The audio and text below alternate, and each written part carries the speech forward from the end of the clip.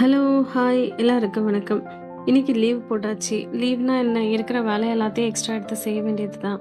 காலையில வெயில் அடிச்சாலும் பரவாயில்லன்னுட்டு மேல வந்து ஒரு சில பாய், பெட்ஷீட் எல்லாத்தையும் அலச வேண்டியது இருந்துச்சு. அது எல்லாத்தையும் அலசி காய வச்சுட்டேன்.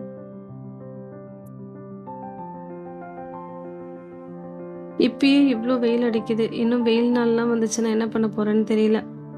பசங்களையும் அப்படியே மொட்டை மாடியிலேயே குளிப்பாட்டிட்டேன். தலைக்கு நல்லா குளிப்பாட்டி விட்டு அங்கேயே அவங்க தலையும் தொடச்சு கொஞ்ச நேரம் அவங்களையும் வெயில்ல காய வச்சு எடுத்தாச்சு.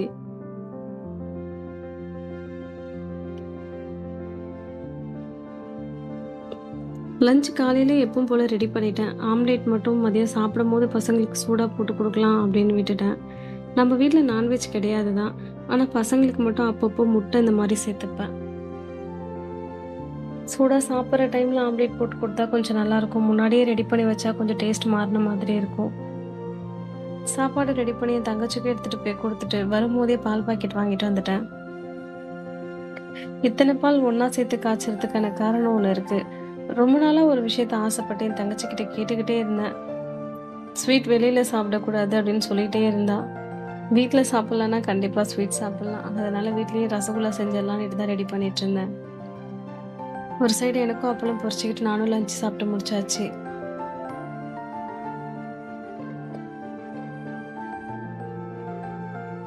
ரசகுல்லா விட குலாப் ஜாமுன் செய்யறது கொஞ்சம் ஈஸியா இருக்கிற மாதிரி இருக்கும்.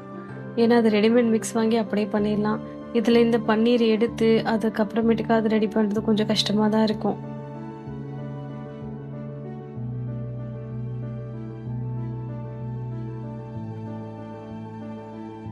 இது கொஞ்சம் பெரிய ப்ராசஸ் மாதிரி தான் இருக்கும். ஆனா டேஸ்ட் சாப்பிடும்போது இதுக்காக எவ்ளோ பெரிய ப்ராசஸ் கூட பண்ணலாம் அப்படின்ற மாதிரி இருக்கும்.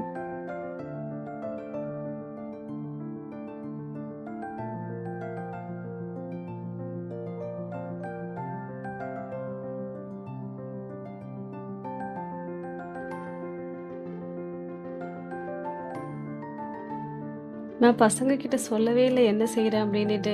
ஏன்னா சொன்னா அவங்களுக்கு சர்ப்ரைஸ் போயிடும் இல்லையா? செஞ்சு முடிச்சுட்டு சொல்லிக்கலான்னு நான் சொல்லவே இல்ல. கொஞ்ச நேரத்திலேயே ஒரு 2:30 மணிக்கெல்லாமே பசி எடுக்குதுன்னு சொல்ல ஆரம்பிச்சுட்டாங்க. சரின்னுட்டு பிரெட்ட டோஸ்ட் பண்ணி குடுக்க ஆரம்பிச்சுட்டேன்.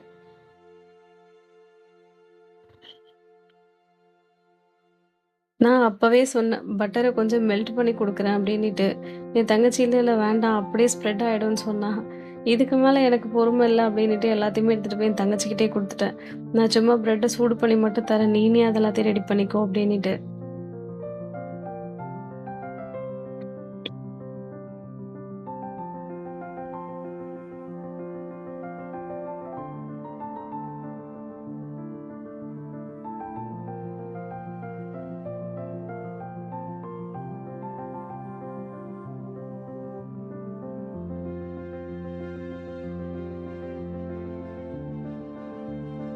அவளுமே ரொம்ப கஷ்டப்பட்டு தான் ஸ்ப்ரெட் பண்ணா. சரி நான் அத மெல்ட் பண்ணி தரேன்னு சொன்னதுக்கு, இல்ல இல்ல பரவால்ல வேண்டான்னு சொல்லிட்டா. அவங்க அங்க பிரெட் சாப்பிட்டுட்டு இருக்கிறதுக்குள்ள நான் துணி மடிக்கலான்னு துணி மடிச்சுட்டு இருந்தேன். சரி பசங்க விளையாண்டுட்டு இருக்காங்களே டிஸ்டர்ப் பண்ண வேணாம்னு நெனச்சு நானே பண்ணேன். ஆனா அவங்களே வந்து பண்ண ஆரம்பிச்சுட்டாங்க. அவங்களுடைய துணிய அவங்களே தான் எப்போதுமே மடிச்சுப்பாங்க. அந்த பன்னீர பிசையும்போதே பசங்க கண்டுபிடிச்சுட்டாங்க. ரசகுல்லா தான் செய்ய போறேன் அப்டின்னுட்டு ரொம்ப ஹாப்பி ஆயிட்டாங்க.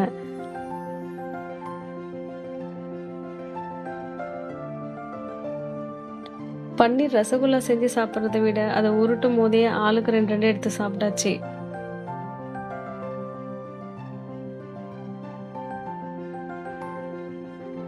எனக்கு தெரிஞ்சு குலாப் ஜாமுன் எண்ணெயில நல்லா டீப் ஃப்ரை பண்ணிட்டு, அதுக்கப்புறம் இந்த சர்க்கரை பாகுல போட்டு சாப்பிடுறதுக்கும், ரசகுல்லா அப்படியே சர்க்கரை பாகுல போட்டு சாப்பிடுறதுக்கும், எனக்கு தெரிஞ்சு இது 2த்துல ரசகுல்லா கொஞ்சம் பெஸ்ட் அப்படின்னு தான் எனக்கு தோணுது.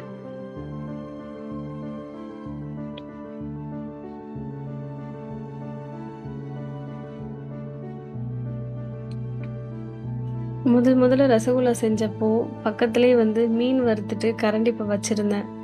சரி இத ஒரு டைம் மிக்ஸ் பண்ணி விடலாமேன்னுட்டு அப்படியே அந்த கரண்டி எடுத்து அப்படியே மிக்ஸ் பண்ணிட்டேன். ஃபுல்லா வேஸ்ட்டா போயிடுச்சு.